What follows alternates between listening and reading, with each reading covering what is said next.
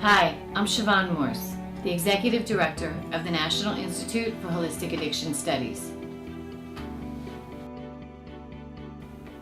What role does the physician play in prescription drug abuse? What is prescription drug abuse?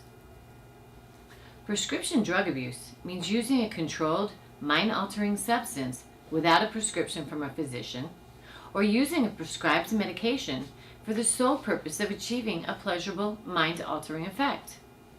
Medications typically abused include opioid painkillers, such as Vicodin, Oxycontin, sedative hypnotics, such as Valium and Ambien, selective serotonin reuptake inhibitors, also called SSRIs, and other antidepressants and stimulants. Prescription drug misuse refers to a patient's diverting controlled drugs for sale, as well as physicians prescribing a controlled drug for a patient when a better pharmacological awareness or a more thorough examination would have suggested that the drug was contraindicated. Methods used to obtain prescription drugs. Patients use a variety of methods to obtain controlled substances illegally. These include doctor shopping, doctor manipulation, symptom fabrication, and prescription forgery, as well as certified and illegal internet pharmacies, of which about 800,000 were estimated to exist worldwide in 2007. The deadly impact of prescription drug abuse. The dimension of the crisis can be visualized in this way.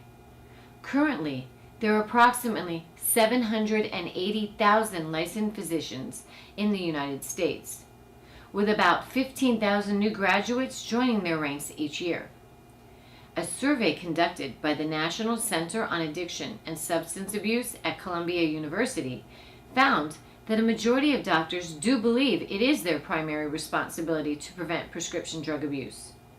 Unfortunately, most physicians received only 2 hours or less of training in prescription drug diversion in medical school, residency, and continuing medical education.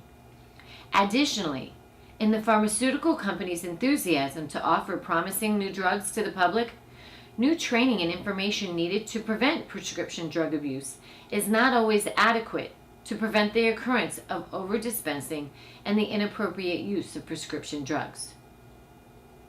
Treating the symptom and not the disease.